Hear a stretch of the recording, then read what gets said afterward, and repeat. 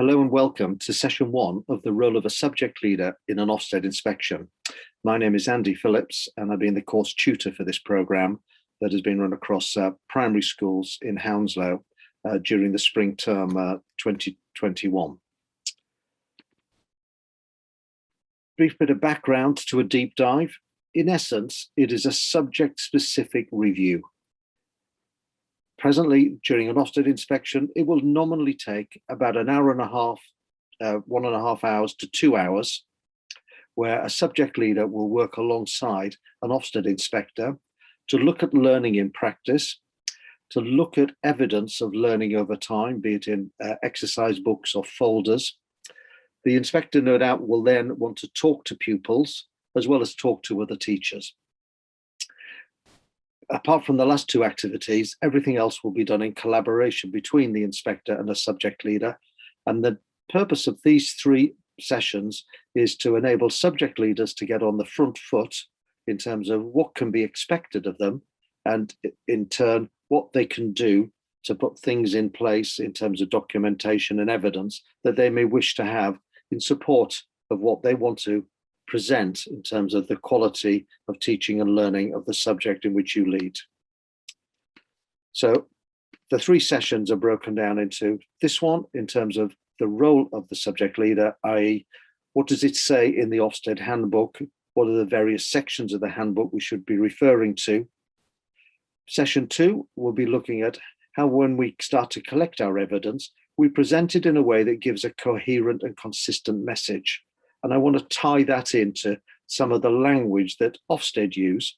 And in a sense, why don't we, as we know what they get an idea what they will be asking, present it in a format which makes it easier for the reader to interpret. And that'll all be tied together in session three as to when we, how we really do present that rigorous and robust subject self-evaluation report. So that's what these three sessions are about. And in this particular session, we'll look to the background. So it's new terminology, isn't it, about deep dives and shallow paddles and so forth. But it's just to look at what does this actually mean? What are the resources that are available there to support you? And that, I mean, is the subject leader. We'll look at, in particular, at the role of a subject leader, because that role today is very, very different to what it was, not just 5 years ago, but in the last couple of years. As I said, a little bit more about the joint activities. We'll then look at cultural capital and start to explore that and what that does that mean for me as a subject leader. And then the 3 I's, which are the basis of the quality of education criteria, which we now call intent, implementation, and impact. So briefly to the background, it all started in 2018 with Ofsted doing some research into whether their current inspections really did get a handle on the whole curriculum within a school, or could it have been seen to be, in some instances, a little bit too narrow, their focus. So there was a series of pieces of research they did, which are all, interesting to follow to see how we got to where we got to. And this final little bit of research, the web link down below, is when they went out into 60 to 70 schools, primary and secondary, with a set of criteria, which is all mentioned in that hyperlink there, what the criteria is, to see whether the curriculum design is central or absent on that continuum in schools. And we can see for primary schools, 15 out of 30 something schools where it was fairly low in terms of absent or close to being absent.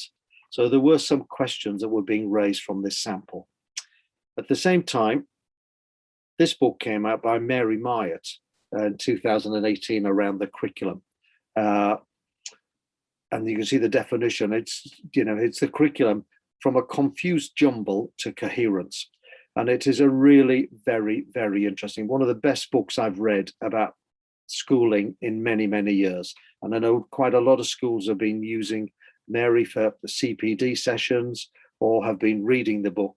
In particular, the final chapter of the book has a little section on every national curriculum subject. So as a subject leader, if the only thing you were to read is, can I recommend you read from the final chapter the section about the subject you lead. It is really very, very helpful advice. And in addition to that, in terms of on a national scale, these are some of the materials that are on the Hounslow Education Partnership website. Many of you will already be aware that there's a subject leader resource file for all national curriculum subjects. And most of those have been up there for a good year or so now. And to go with this particular program, I've written 3 little resources, 1, 2, and 3 there to go with a deep dive, and I'll refer to those at times during each of these sessions. In addition of which, there's also a subject leader's audit tool up on there, almost along the lines of an aid memoir for yourself, just to keep a tick list going in terms of, am I familiar, confident, experienced in a number of areas to do with my subject? And I've also attached to that an exemplar of an annual review and monitoring timetable that you might want to use as a template in a sense. So in essence, all these materials are there to enable a subject leader to be on the front foot, to be forewarned is forearmed in a sense. And the other, other little mantra, so to speak, is along the lines of Blue Peter, in terms of these are some of the resources that I've prepared earlier, as it were, and they're for you as a subject leader or as a school to take and make them even better. But at least I just wanted to give everybody a starting point. Now, into the Ofsted handbook, there are 30 paragraphs. In fact, there's more than 30 paragraphs where the role of a subject leader gets a specific mention in terms of their involvement on an Ofsted inspection, far more than has ever been the case in the past. And all those references, 30 plus references, are included in resource 1. Okay, so they're all there. And associated with resource 1, there's a little annex of a series of questions, which I put in there for subject leaders to refer to, which helps you to sort of get a greater insight into what will be expected of me. So they're not there as a test, but they're just there as an aid memoir, that if I can respond to those, I'll have a greater understanding of what's going to be expected of me. I've also included in resource 1 of what Ofsted say in the second bullet point is what they been pushing out to schools for some years now, saying we don't expect require schools to produce the following. Now, what I put down in my third bullet point is, well, that's fine. Just because Ofsted will not expect it or even require you to do it, does not mean that if you feel that whatever they put on that list, some of those items on that list, and one of them, for example, is photographic evidence. They're saying we don't require it. However, a number of you may consider, for the subject you lead, actually having photographs of children engaged in certain activities, you might feel is one of the better ways for which you can present your evidence, your information. So just to reiterate, just because Ofsted are saying they don't require it, doesn't mean that you might not want to consider using one of those sources of evidence, okay? And I just repeat at the end there, if you're working your way through this and you do reading resource 1, do go on to the annex and do work your way through those questions. There may well be some that are on there now that you're thinking here and today, I can't answer those. Well, that's fine. Just over time, go back to it to make sure that you're fully conversant with what's expected of you. Now, around the subject that you teach, because I know particularly in primary schools, many of you may not be a specialist in the subject that you're now leading in the school you're working in. So where can you go for evidence and support? Well, actually, this is still my, and I'm, I've been teaching or thereabouts for the better part of 40 years. But still, if I want to know the most up-to-date information for any subject, I always go to the Professional Subject Association. Those websites have got so much better in recent years. And, I suspect they're probably being updated on a weekly basis. So you'll get the most up-to-date current advice, guidance, best practice, new resources, etc. So they're just the most wonderful resource. Secondly, Ofsted some years ago produced some best practice reports for each subject. And again, I still think today they're still very valuable and very useful. The relevant in every subject leader resource file on the Hounslow Education Partnership website. Part B of those files includes the best practice report from Ofsted. So I've included, you don't need to go searching on the web to find it. It's included in your subject leaders resource file. And at the same time, when they produced those reports, Ofsted had some subject specific guidance. And again, that did largely refer to the previous, clearly to the previous inspection framework. But I'd understood when I was last working for them a year or so ago that there was conversations about doing subject-specific reviews again or inspections, and so I have no doubt they will update that guidance. But there is a lot of very good materials out there related to every one of your subjects, so you shouldn't be short of where to go to get immediate advice in a sense. Now, I'll just put a few examples up here in terms of joint activities. So what will you do alongside an inspector? Well, you'll visit lessons, be it in a classroom, be it in the hall, the gym, out on the field, wherever it is. Talking to teachers and pupils and looking at children's work. Okay, so that's what they're going to do. But with the subject leader, predominantly, you would be working with an inspector on visiting learning, visiting lessons, and looking at children's work. It's not uncommon inspectors like to talk to individual teachers and pupils on their own, because sometimes, experience is that the pupils can quite often spend a lot of their time looking at their teacher to see whether they're giving the right answer, as it were. And they can be just as comfortable speaking to a visitor about their learning and their experiences. Inspectors will then clearly pull all that together to come to their overall conclusions. Okay, and what I put down into paragraph 97 at the bottom. So don't be too despondent, so to speak, if one of those experiences you engage in with an inspector is not a star, so to speak, because one lesson, one book, one pupil will not make or break what their overall judgment about, well, it's always the case, about anything within a school. It's about looking at it in the round.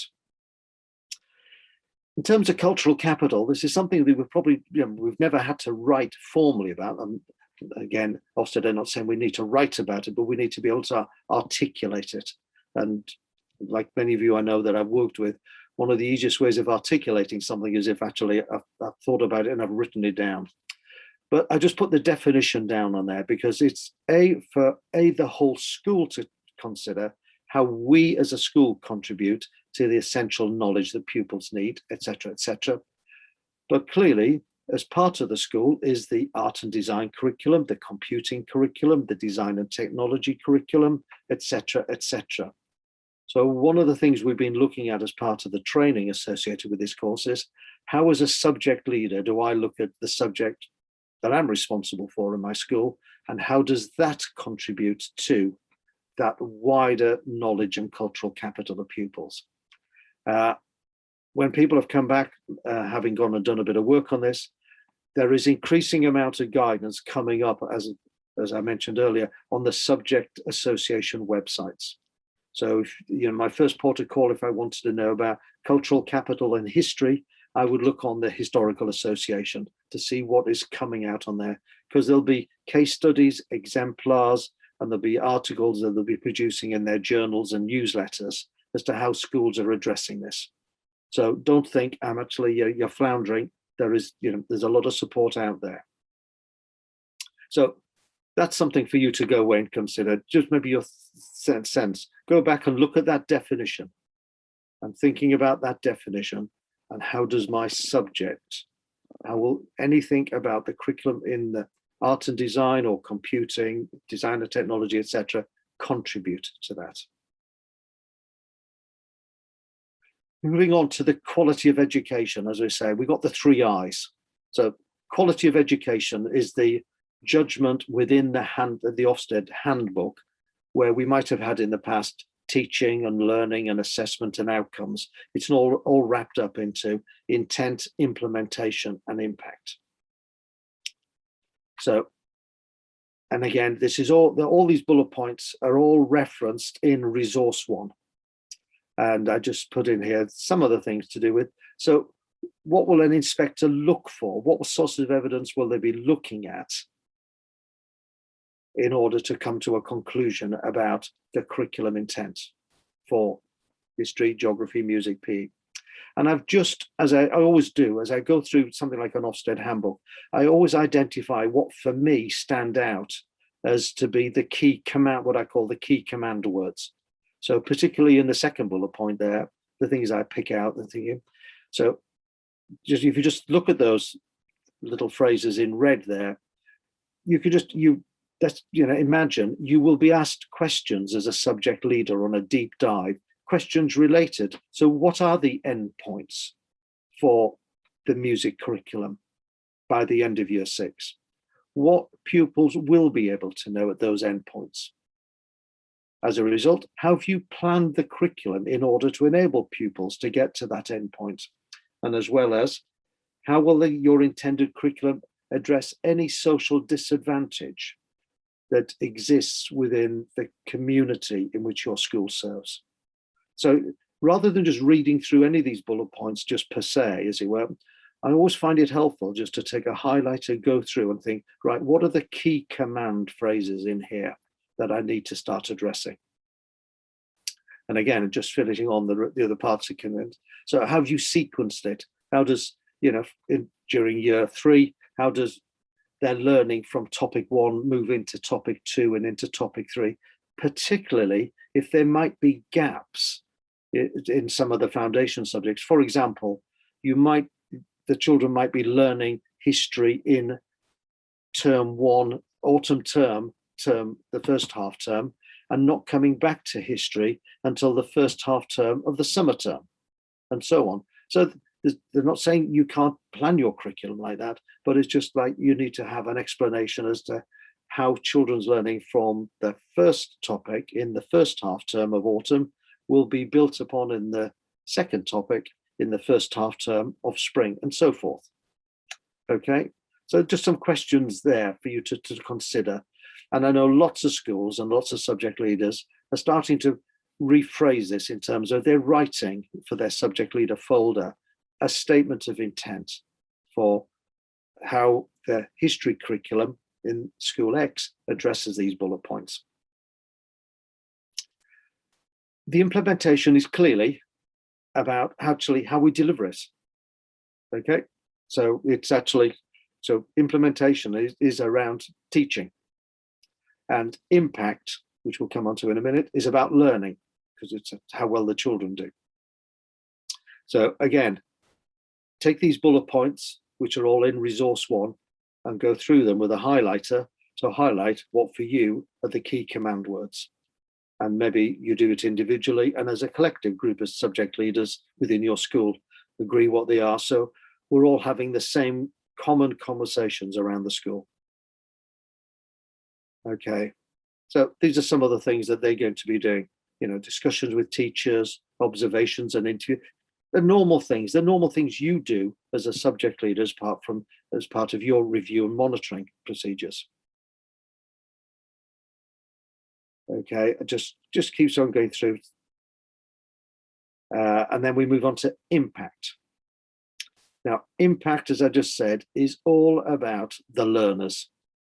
It's all about how well the children stroke the learners are doing in terms of the progress they're making.